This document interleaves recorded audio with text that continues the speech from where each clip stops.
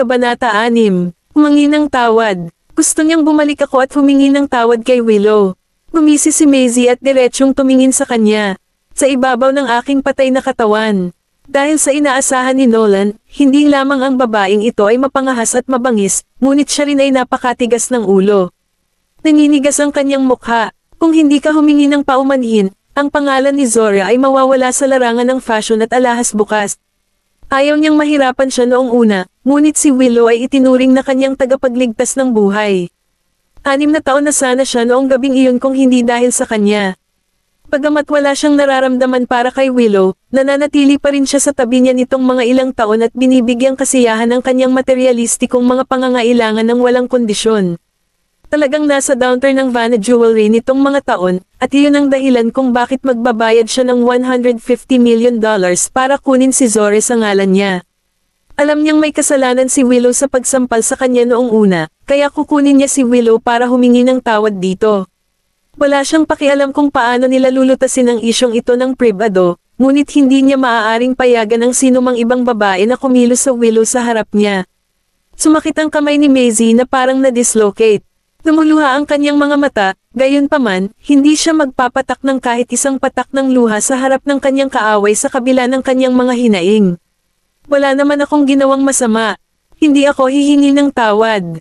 Nang makitang napakatigas pa rin ng kanyang ugali, ngumuso si Nolan. Sa impluensya ng mga Goldman sa mga bilog ng negosyo, hindi lamang ang iyong reputasyon ay sisikat sa Slakova, ngunit ang mga tao ng Stoslow ay hindi na rin maririnig ang pangalan ng Zora. Sigurado ka bang gusto mo pa ring gawin iyon? Ang mga Goldman. Nagngangalit ang mga ngipin ni Maisie.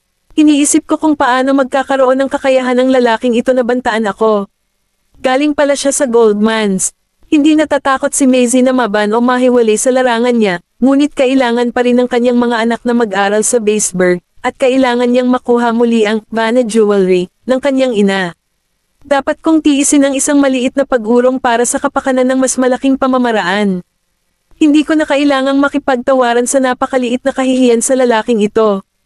Hayaan mo muna ako. Pinitawan ni Nolan ang pagkakahawak at sinulyapan siya. Mas mabuting pag-isipan mo itong mabuti.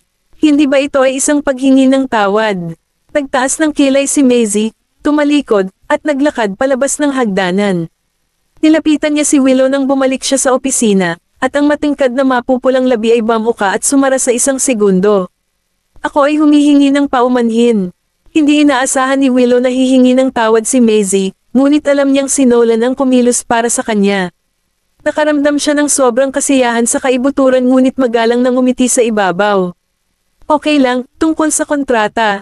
Sinulyapan ni Maisie ang lalaking nakatayo sa labas ng pinto at pinirmahan ang kontrata gamit ang panulat. Gayunpaman, walang nakakita sa bahagyang kurbada ng kanyang bibig. Napilitan akong bumalik sa Vanna Jewelry, nang walang anumang laban, kahit na iginiit ko na ayaw kong gawin iyon. Tuturuan ko sila ng magandang aral tungkol sa kung ano ang ibig sabihin ng pag-aalaga ng ahas sa kanilang dibdib mula ngayon. Pagkatapos ay ibinaba niya ang panulat at agad na umalis nang hindi na lumilikha ng kahit na anong paghalo pagkatapos pirmahan ang kontrata. Lumapit si Nolan sa mesa, kinuha ang kontrata, at sinulyapan ito habang naglalakad si Willow sa gilid niya. Nolan, maraming salamat. Huwag kang makipag-ugnayan sa kanya ng mag-isa, mahina. Ang tono ni Nolan. Pagkatapos ay umalis siya kasama ang kanyang personal na katulong matapos ibaba ang kontrata. Kinuha ni Willow ang kontrata ng may pagtatagumpay na tingin pagkaalis ni Nolan. Maisie Vanderbilt, mamamatay ka pa rin sa aking mga kamay sa huli. Direktang nakaparada ang isang Maybach sa harap ng pasukan, at ang personal assistant ni Nolan na si Quincy Lawson, ang nagbukas ng pinto ng kotse para sa kanya. Tanong agad ni Nolan pagkasakay sa sasakyan. Nakuha mo ba ang lahat ng impormasyon na hiniling ko? Tumanggaw si Quincy, tumalikod, at inabot sa kanya ang isang tablet. Sir, nakasave na lahat dito. Si Nolan ay nagtap sa screen upang tingnan ang impormasyon, ngunit ang kanyang atensyon ay nakuha ng Maisie Vanderbilt na sumasakop sa buong hanay ng pangalan. At ang address na nakita sa kanyang ID ay eksaktong address ng mga Vanderbilts. Bahagyang nanlabo ang kanyang mga mata. Sa Black Gold Group, tumayo sina Daisy at Waylon sa labas ng pasukan at tumangala sa iconic na gusaling ito, na mukhang karapat-dapat na maging pinakamalaking kumpanya sa Baseburg. Naglakad ang dalawang Rugrats sa lobby habang nagmamadaling dumaan ang mga mukhang matalinong lalaki at babae na nakasot. Ang ilan ay may hawak na mga dokumento habang ang iba ay tumatanggap ng mga dayuhang kliyente sa iba't ibang wika. Ang dalawang maliliit na figure ay nakakuha ng atensyon ng maraming tao sa gitna ng napakaabang eksenang ito. Napansin ng ginang sa front desk ang dalawang cute na bata, kaya magalang siyang humakbang at nagtanong na may banayad na saloobin, "Hi there, cutie pies. Sino ang hinahanap mo?" Kinuha ni Daisy ang kanyang personal na impormasyon mula sa kanyang maliit na yellow duck backpack at sumagot sa kanyang parang bata na boses, "Miss, napili kami bilang endorsers ng tatak na Yung Faces. Sinabihan kami ng lalaking nasa entrance na pumunta dito para mag-audition." Halos himeteyan ang receptionist nang marinig ang napakagandang boses. "Kung gayon, hindi ka ba dinala ng iyong mga magulang dito?" Agad namang sumagot si Waylan. "Ayaw naming makaabala kay mommy. Kaya namin ang sarili namin." "Wow, ang bait niyong dalawa. Sige, ihahatid ko kayo doon." "Salamat, Miss Beautiful." Yumuko ang dalawang Rugrat at nagpasalamat sa receptionist. Hinawakan ng receptionist ang maliliit nilang kamay at inilakad sila patungo sa studio. Ang Yung Faces ay isang marangyang tatak ng damit ng mga bata sa ilalim ng Black Gold Group. Talagang nagpaplano itong mag-recruit ng dalawang batang modelo na napaka-photogenic at hindi natatakot na maging spotlight upang maging kanilang mga tagapagsalita. Pinala sila ng receptionist sa labas ng studio. Bilang karagdagan sa mga hanger ng damit, mayroon ding ilang mga camera at background board sa studio. Maraming bata ang pumasok at lumabas ng studio para sa audition habang naghihintay ng kanilang turn. Ang isang mabagsik na mukhang teenager na babae, na nakasuot ng napakadesente, ay tila hindi nasisiyahan sa mga resulta ng lahat ng mga larawan at nawala ang kanyang kalmado ng kaunti. "Paano ko kukunan ito? Dapat silang maging photogenic, photogenic. Naiintindihan mo ba ako, sis, Nova? Itong dalawang bata. Arg, don't bother me." Magsasalita pa sana si Nova Daniel nang bigla niyang makita ang dalawang bata na nakatayo sa tabi ng receptionist. Nagulat siya, baka sa matinding gulat ang ekspresyon niya. Panay ang tingin niya sa kanilang dalawa. Paanong magkahawig ang dalawang batang ito kay Mr. Goldman? Kabanata 7, "Madam Beautiful, nandito kami para mag-audition." Itinaas ni Daisy ang kanyang ulo, ang kanyang mga mata ay napakalinaw na tila may bituing nakatago sa bawat isa sa kanila. Huminga ng malalim si Nova at pinakalma ang tumitibok na puso. Paano magiging kaibig-ibig at kaibig-ibig na mga bata si Mr. Goldman?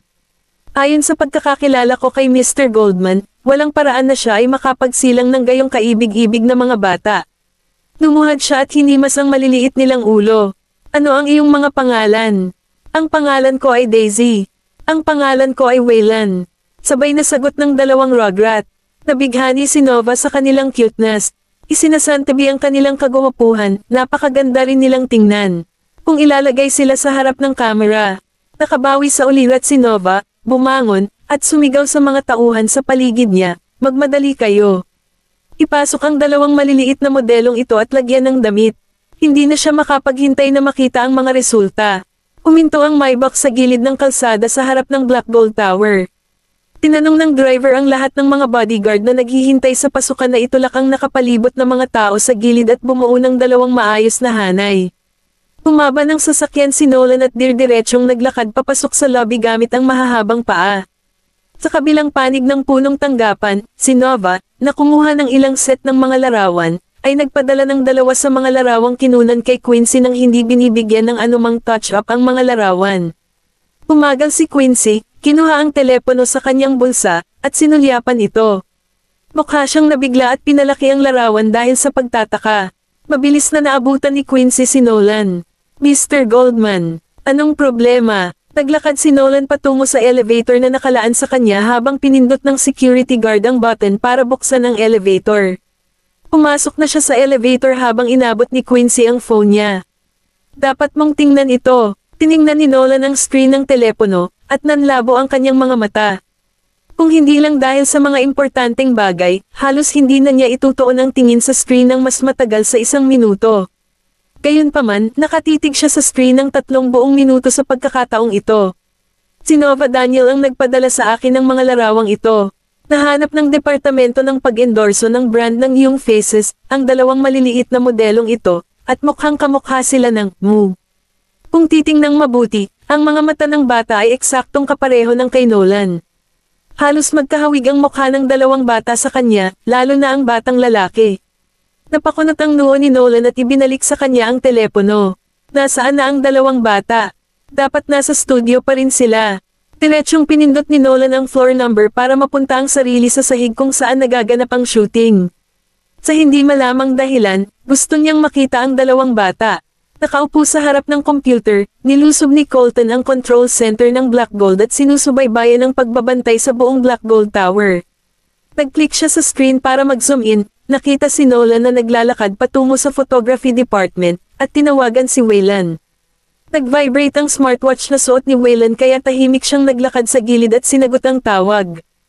Colton, kamusta? Papunta si Nolan para hanapin kayong dalawa ngayon. Puntahan mo si Daisy para lapitan siya. Tandaan na kunin ang kanyang buhok. Sige, lumapit si Wayland kay Daisy at bamulong sa tenga niya pagkatapos ay end ang tawag. Natapos ang bulong na tumanggaw si Daisy habang sinasabing, Roger that. Umupo si Colton sa harap ng computer at tumawa. Hindi maaaring asahan ng isang tao na makamit ang anumang bagay kung wala silang panganib. Malalaman natin kung daddy ba natin o hindi si Nolan Goldman pagkatapos. Dating mahawakan ang buhok niya para sa DNA verification. Malapit na natin ang lahat. Lumabas si Nolan sa labas ng filming department, at sinalubong siya ni Nova ng malawak na ngiti. Mr. Goldman, bakit ka nandito? Putol ni Quincy bago pa maibukan ni Nolan ang kanyang bibig. Nasaan ang dalawang maliliit na modelo? Ang mga modelo, nandyan na sila. Itinuro ni Nova ang direksyon ng dalawang Rugrat. Ang dalawang maliliit na Rugrat ay umaapak sa upuan at nakatingin sa lens ng camera na parang curious na curious. Naglakad si Nolan papunta sa kanilang dalawa. Daisy, Wayland, tawag ni Nova sa kanilang dalawa, at ang dalawang bata ay lumingon sa likuran at nakita lamang nila si Nolan na nakatayo sa likuran nila. Pareho silang nagtaas ng ulo at nakipagpalitan ng tingin kay Nolan. Nakatayo din si Wayland sa harap ni Daisy nang hindi malay, pinuprotektahan siya ng mapagbantay na ekspresyon. Kamukhang kamukha ni Nolan ang itsura niya nang kumunat ang noo niya.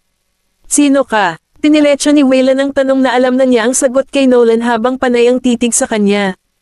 Ipinikit ni Nolan ang kanyang mga mata. Kung gayon sino ka? Ano ang pakay mo? Sina Quincy at Nova ay pinagpapawisan sa kanilang mga noo. Hindi ba medyo matapang at matigas ang batang ito? Napabuntong hininga si Daisy sa laylayan ng sulok ng damit ni Wayland, kunwaring takot na takot. Wayland, gusto ko nang umuwi. Hinimas ni Wayland ang kanyang maliit na ulo para aliwin siya. Huwag kang matakot, nandito ako. Isang bakas ng kawalan ng kakayahan ang sumilay sa ilalim ng mga mata ni Nolan. Do I look too fierce and intimidating? Iniisip ba ng batang ito na nilalapitan ko sila ng may lihim na motibo? Ako ang may-ari ng kumpanyang ito. Nasaan ang mga magulang nyo? Pinalambot niya ang tono at ugali niya. Laking gulat ni na Quincy at Nova nang makita nila sa unang pagkakataon ng malambot at malumanay na boses ni Nolan. Mahinahong sagot ni Daisy, busy ang mommy namin, at hindi namin alam kung nasaan ang daddy namin. Malalim ang iniisip ni Nolan habang si Daisy ay biglang lumapit sa kanya at iniunat ang kanyang mga braso. Mr. Handsome, gusto ko ng yakap. Nagulat ang lahat ng naruroon. Ang batang ito ay talagang may lakas ng loob na hilingin kay Nolan na buhatin siya. Sinadya ni Wayland si Daisy. Daisy, sabi ni Mommy, huwag daw nating hayaang buhatin tayo ng mga estranghero. Aagawin tayo kung gagawin natin iyon. Pero, hindi naman siya mukhang masamang tao, di ba? Umangat sa ere ang maliit at malambot na katawan ni Daisy nang matapos niyang sabihin iyon. Napatulala na naman ang lahat. Ipinulupot ni Daisy ang kanyang mga braso sa leeg ni Nolan at tinitigan siya gamit ang malalaking cute nitong mga mata. Mr. Handsome, kasing ganda ng mga mata mo ang sa kapatid ko. Hindi kailanman sinubukan ni Nolan na kargahin ang isang bata, kaya ang yakap na ito ay nagbigay sa kanya ng isang hindi pa nagagawang karanasan. Itong batang babae, siya ay may kamukha. Ano ang pangalan ng mommy mo? Kabanata 8. Sinabi sa amin ni Mommy na maaari lang naming sabihin sa sino mang magtanong sa kanyang pangalan na ang Mommy ay Her Royal Highness. Umadjejek si Daisy. Hindi napigilan ni Nova ang mapatawa, ngunit mabilis niya itong pinigilan. Haha, hindi ba masyadong kaibig-ibig ang dalawang bata na ito? Anong uri ng ina ang nagtuturo sa kanila sa lahat ng ito? Tumayo ang tingin ni Nolan, at sinulyapan niya si Wayland, na kamukhang kamukha niya. Kung hindi lang si Willow lang ang nakasiping sa kanya noon, mapapaisip siya kung siya ba ang ama ng dalawang batang ito. Napatingin si Daisy sa kanyang relo at sinabing, Mr. Handsome, kailangan na naming umuwi. Kung hindi, magsisimulang mag-alala ang Her Royal Highness. Ibinaba siya ni Nolan, tumalikod, at sinabi kay Quincy, pabalaykan ang dalawang batang ito. Saglit na natigilan si Quincy at saka tumango. Opo, sir. Palem, Mr. Handsome. Kumaway si Daisy kay Nolan, hinawakan ang kamay ng kapatid, at lumabas ng studio kasama si Quincy. Sa sandaling lumabas siya, ipinakita niya kay Waylon ang isang hibla ng buhok na matagumpay. Hinayla ni Daisy ang laylayan ng damit ni Quincy habang papalabas sila ng entrance ng building. Sir, may sakit po ang mami namin, at nasa ospital po siya. Pwede mo ba kaming ihatid sa ospital? Natigilan si Quincy. Ulalas niya sa loob na medyo maalalahanin ang dalawang batang ito. Okay, sumakay na kayo sa kotse. Sa Seaview Villa, umuwi si Maisie ngunit nakita lamang niya si Colton na nagsasanay ng piano ng mag-isa. Tumingin siya sa paligid. Nasaan sina Daisy at Waylon? Sagot ni Colton, lumabas sina Waylon at Daisy para mag-apply bilang mga child model. Kasama nila si Ninang. Inilapag ni Maisie ang kanyang bag sa sofa at natigilan sa narinig niyang sagot. Nag-a-apply para maging child model. Oo, sinabi nila na nagsusumikap ka ng husto para kumita ng pera, at gusto nilang ibahagi ang pasanin. Lumapit si Maisie sa kanyang tabi at hinimas ang kanyang maliit na ulo. Si Colton ay labis na naiinis at nagreklamo, Mommy, huwag mong guluhin ang aking buhok. Oh, galit ba ang ating batang henyo sa musika tungkol dito? Si Colton ay namumungay ang kanyang mga pisngi. Colton, kayong tatlo ay hindi kailangang makihati sa akin. Kaya pa naman ni Mommy na palakihin at suportahan kayong tatlo. Nang makitang matino ang lahat ng kanyang mga anak, medyo nakonsensya si Maisie. Hindi po, Mommy. Nagsumikap ka ng husto, at hindi natin basta-basta iyon. Nga pala, Mommy, naka-enroll na ako sa Royal Academy of Music of Slakova. Hindi mo kailangang mag-alala tungkol sa tuition. Nasa akin ang pera, at maghintay hanggang makakuha ako ng scholarship. Pagkatapos ay maaari mong ipadala sina Waylon at Daisy sa mga internasyonal na paaralan upang mag-aral. Mommy, dapat gawin mo lang kung ano ang gusto mong gawin. Napaluha si Maisie. Napakaganda ng aking munting Beethoven. Alam na niya ngayon kung paano kumita ng tuition para sa kapatid niya. Natuklasan lamang niya na si Colton ay may ganoong talento sa huling yugto ng kanyang pagkabata.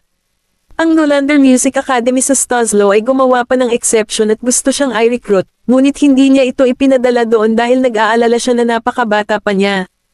Gayunpaman, si Colton ay 5 taong gulang na ngayon. Bagamat gusto niyang maghintay hanggang sa siya ay 6 na taong gulang bago sila ipadala sa mga paaralan, si Colton ay mahilig sa musika at may magagandang marka. Kaya, hindi niya kayang sirain ang mga pangarap ng kanyang mga anak. Mommy, Your Royal Highness, bumalik na kami. Umuwi si Daisy kasama si Waylon, at tinanggap ni Maisie ang 2 tumatakbong Rugrats sa kanyang mga bisig. Sinabi sa akin ni Colton na pumunta kayong 2 para sa isang audition. Aha, at napili kami. Hindi ba? Kami kamangha-mangha. Napakurap-kurap si Daisy habang sumisigaw. Hinalikan sila ni Maisie sa chicks. Ang galing ninyong lahat. Ngayon bigyan kayo ng oras ni Mommy. Pupunta si Mommy sa kusina at ipagluluto kayo. Gaano man kasama ang kanyang kalooban, lagi itong nawawala kapag kaharap niya ang 3 batang ito. Nagsama-sama ang 3 Rugrat nang pumasok si Maisie sa kusina, at tinanong ni Colton sa mahinang boses, paano nangyari iyon? Agad namang sumagot si Waylon, huwag kang mag-alala, dinala na ito sa ospital para sa pagsusuri. Aabutin ng 2 araw bago lumabas ang mga resulta. Muling tinapik ni Daisy ang kanyang dibdib. Palaging fail-safe kapag kumilos ako. Sa Vanderbilt Manor. Anong sinabi mo? Designer Zora is that bitch Maisie.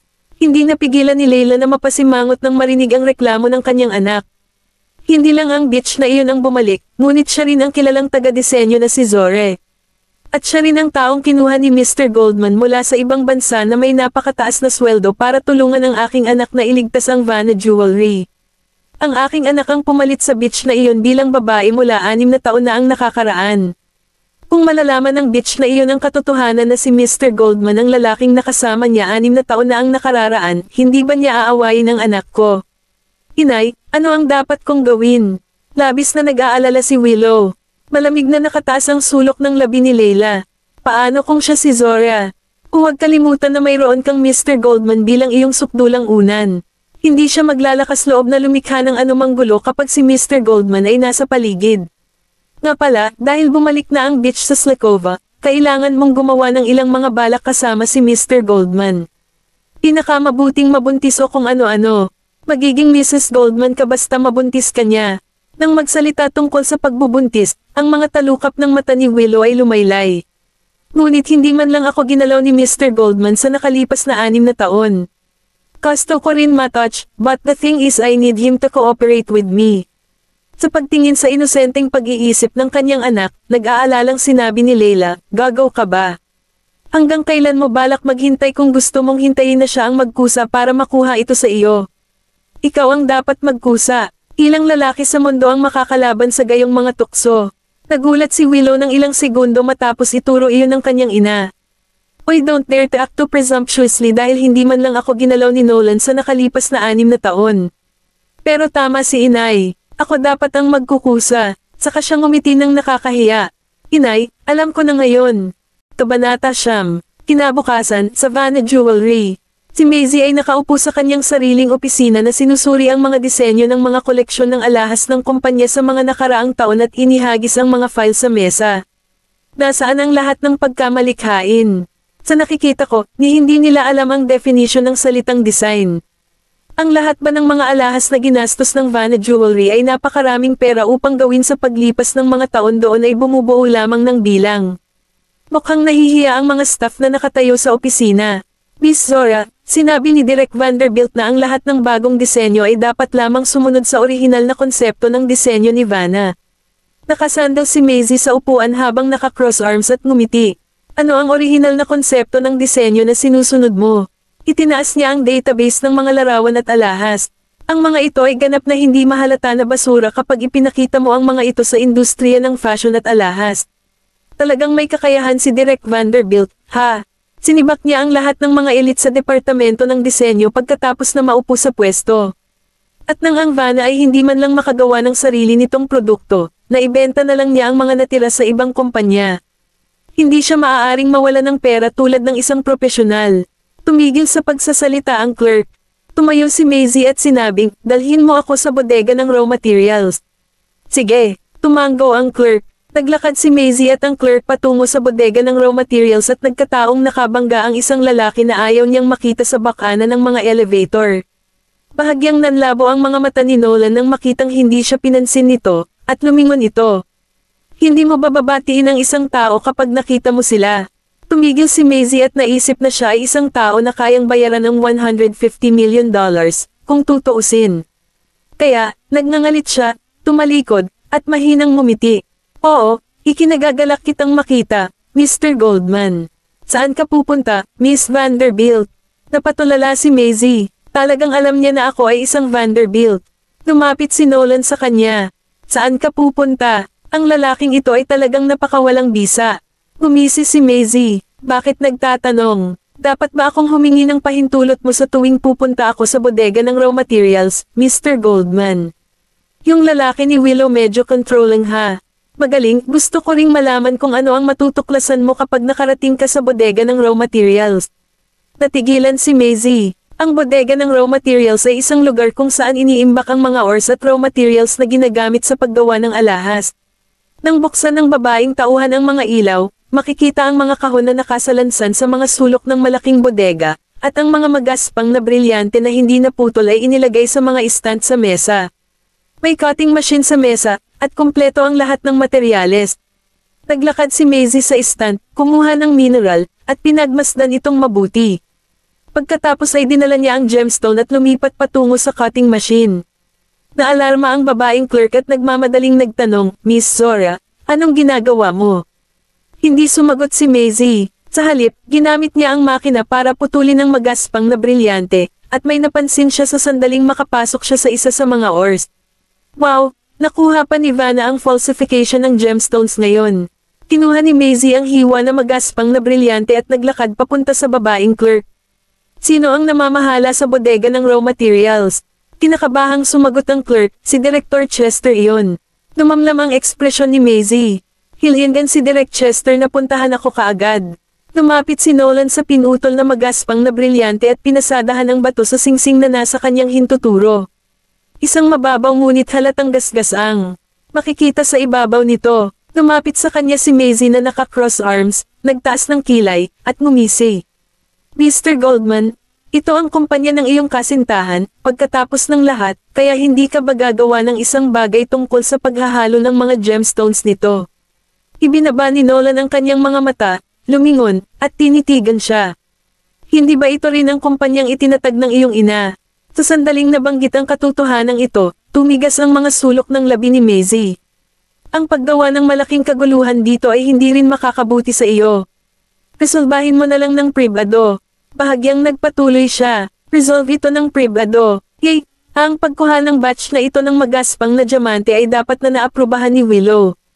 Ayon sa kasalukuyang presyo sa merkado, ang halaga ng mga produktong tunay na magaspang na diamante ay napakataas, ngunit ang halaga ng mga semi-adulterated na magaspang na diamante ay napakababa.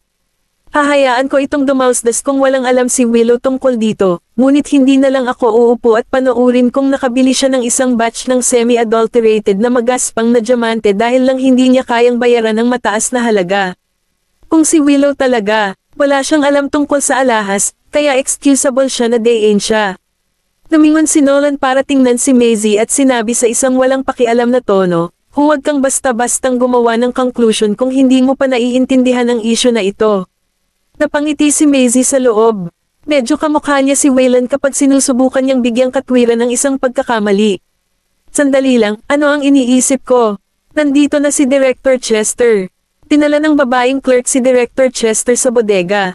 Si Direk Chester ay kumpiyansa pa ring nakikipag-usap sa clerk sa orihinal, ngunit ang kanyang ekspresyon ay agad na nagbago nang makita niya si Nolan. Mr. Goldman, bakit ka nandito? Namutla ang mukha ni Direk Chester. Lumapit si Nolan sa kanya. Ano ang nangyari sa mga adulterated na magaspang na diamante? Nagsimulang pagpawisan si Direk Chester sa kanyang noo. Crap, itong mga magaspang na brilyante ay binili lahat ayon sa utos ni Miss Vanderbilt. Kung malalaman, kahit napalakihin ko si Miss Vanderbilt, siya ang kalaguyo ni Mr. Goldman. Ako lang ang masisira kapag nabunyag na. Ito, hindi ako ang orihinal na taong responsable para sa batch ng ores na ito. Si Director Zaleski, na nagbitiw, ay ang taong namamahala sa mga ores na ito. Hindi ko alam na ang mga magaspang na batong ito ay nahalo na pala. Yung tao, nag-resign pa rin. Nilalagay ko lang siya bilang scapegoat. Nagsisinungaling ka. Iginiit ni Maisie at pagkatapos ay mahigpit na nagtanong, ang Vanna ay hindi kailanman nakakita ng anumang mga adulterated na magaspang na bato noong si Xander Zaleski ay nasa opisina. Nagtrabaho siya sa Vanna ng 15 taon, kaya hindi ba matagal na siyang tinanggal kung nakagawa siya ng napakagandang pagkakamali. Saglit na natigilan si Direk Chester. Paano nalaman ni Miss Zora na si Xander ay nagtrabaho sa Vanna bago ito? Wala talaga akong alam dyan. Mula sa aking pananaw, sinusubukan mo bang tumayo bilang taong tagapagligtas para sa ibang tao? Tinitigan siya ni Maisie gamit ang malamig at solemna nitong mga mata. Binigyan siya ni Nolan ng patagilid na sulyap ngunit hindi umimik kahit isang salita. Lumitaw si Willow sa labas ng pinto ng sandaling iyon. Kabanata 10, nabalitaan ni Willow na dumating sina Nolan at Maisie sa bodega ng raw materials, pati na rin si Director Chester ay napatawag. Kaya naman, nagmamadali siyang pumunta sa takot na baka may mabunyag. Pinigilan niya ang gulat sa kanyang puso at nagtanong na parang wala siyang alam sa bagay na iyon, anong nangyari? Nolan, bakit ka nandito? Damn it, bumalik ang bitch na ito para lang pahirapan ang buhay ko ha. Nakarating pa siya sa bodega ng raw materials. Noon, inutusan ko silang kumuha ng isang batch ng mga adulterated rough diamonds upang makatipid ng malaking halaga ng pera. Pero hindi ko ine-expect na ang bitch na to ay sadyang ungkatin ang isyong ito sa sandaling bumalik siya. Tumingin si Nolan sa kanya at walang pakialam na nagtanong, ano ang problema sa mga adulterated ores na ito? Hindi napigilan ni Willow ang pagkayam ng kamao, pero umarte pa rin siya na parang inosente. Hindi ako sigurado. Dapat mong malaman na wala akong alam tungkol sa magaspang na mga diamante at mga gemstones. Ang pagkuha ng magaspang na mga diamante ay dumaan sa aking pag-aproba sa paglipas ng mga taon, ngunit palagi kong iniisip na ang mga ito ay pareho sa mga nauna. Ang kanyang kamangmangan pagdating sa magaspang na diamante ay naging kapaki-pakinabang sa kanya. Napangiti si Maisie. Napaka mapagmahal ni tatay. Talagang ipinasa niya ang kumpanya sa isang taong walang alam sa alahas. Hindi lang siya natatakot na talagang malugi ang kumpanya, ha? Ako, hindi ko talaga alam ang tungkol dito. Naubusan na ng ideya si Willow, kaya ang tanging nagawa niya ay titigan si Nolan. Nolan, kailangan mong maniwala sa akin. Maisie, you bitch. Itataboy ko siya sooner or later. Hindi naman sa hindi naniniwala si Nolan sa hinala ni Maisie. Si Willow lang ang laging nasa tabi niya nitong mga taon. Kahit na wala siyang alam tungkol sa industriya ng fashion at alahas, nagtatanong at natututo siya sa kanya sa lahat ng ito. Alam niyang hindi mukhang mapagpanggap si Willow. Inilipat niya ang tingin kay Director Chester. Tanggal ka na sa trabaho. Natigilan si Direk Chester, ngunit tinanggap niya na ang kabilang partido ay isang taong hindi niya kayang banggain. Napakagatlabi si Willow habang nasaksihan ang pagtanggal kay Direk Chester. Mapalad na pinagkatiwalaan siya ni Nolan. Nilinga ni Nolan ang kanyang ulo at sinabi kay Maisie, ikaw na ang bahala sa pagkuha ng magaspang na diamante at iba pang raw materials mula ngayon. Pagkatapos ay umalis siya sa bodega ng raw materials pagkatapos sabihin iyon. Habang naglalakad si Maisie pabalik sa kanyang opisina, naabutan siya ni Willow, iniunat ang kanyang kamay, at hinawakan siya. Maisie Vanderbilt, sinasadya mo yan, di ba? Tumingon si Maisie, sumulyap sa kanya, at natutuwang nagtanong, ano ang sinasadya kong ginawa? Ikaw, sinadya mo bang lapitan si Nolan? Tinala mo pa siya sa bodega ng raw materials, di ba? Hey, sa tingin mo ba maniniwala si Nolan sa iyo? Isang pahiwatig ng kasiyahan ang sumilay sa mga mata ni Willow. Ikaw na mismo ang nakakita. Ako ang pinagkakatiwalaan ni Nolan, kaya huwag ka nang mag-isip tungkol sa pagbabalak laban sa akin.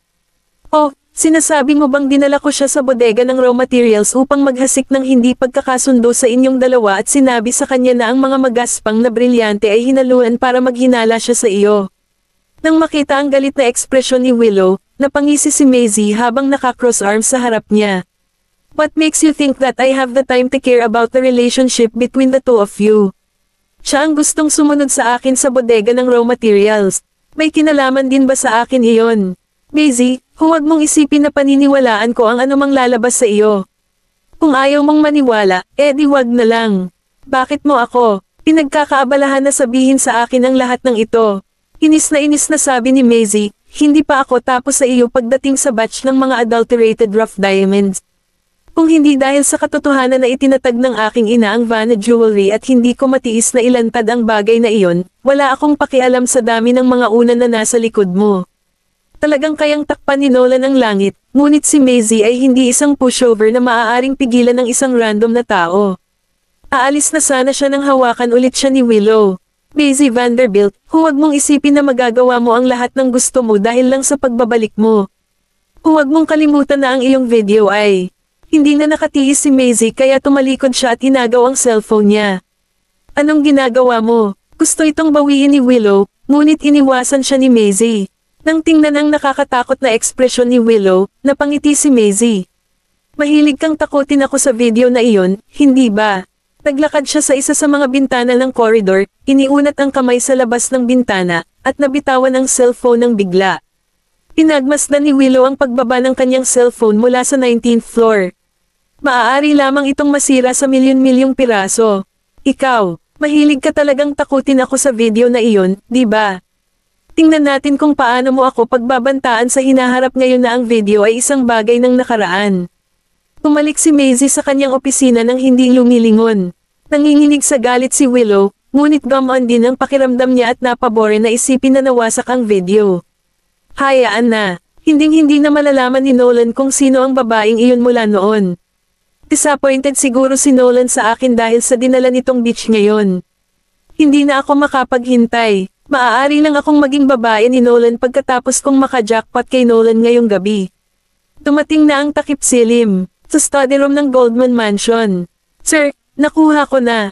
Si Maisie Vanderbilt ay ang anak na babae ni Stephen Vanderbilt sa kanyang dating asawa. Siya ang panganay na anak na babae ng Vanderbilts. Ang ina ni Maisie ay isang designer ng alahas. Itinatag ng kanyang ina at Stephen Vanderbilt ang Vanna Jewelry. Ang lahat ng shares ng kumpanya ay nasa pag-aari ni Stephen mula nang mamatay ang ina ni Maisie.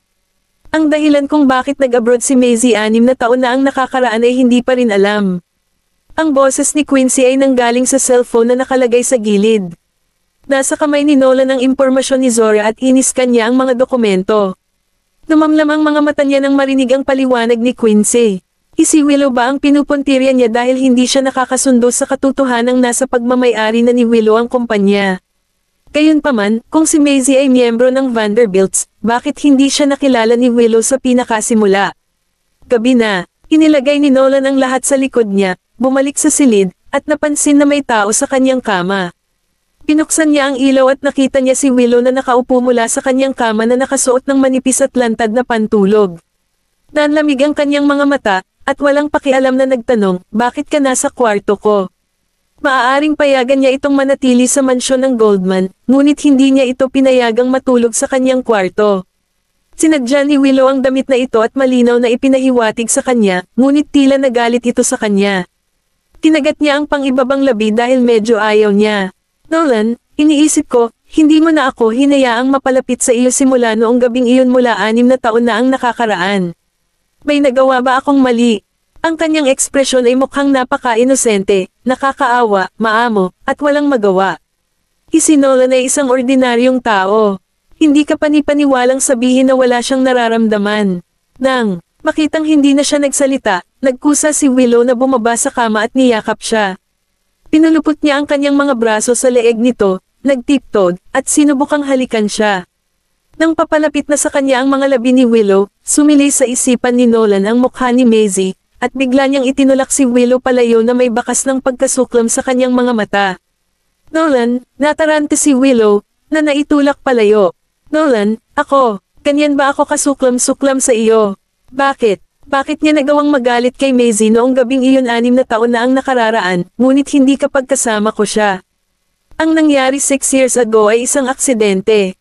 Hinahayaan kitang manatili sa tabi ko, at masusuklian kita ng kahit anong gusto mo. Ang nangyari ngayong gabi ay hindi dapat gawing president. May naisip si Nolan nang tumalikod siya at muling tumingin kay Willow. Si Maisie ay isang miyembro ng pamilya ng Vanderbilts, tama ba ako? Nagulat si Willow. Bakit niya babanggitin si Maisie bigla? May nalaman ba siya? Siya ang nakababatang kapatid ko. Kung gayon bakit hindi mo siya nakilala nang dumating siya sa kumpanya at sinampal mo siya sa mukha? Noong una ay naisip ni Nolan na maaaring nagalit ang babae kay Willow para magawa ito ng huli. Nalaman lang niya na siya ay mula sa Vanderbilts pagkatapos tingnan ang kanyang background na impormasyon.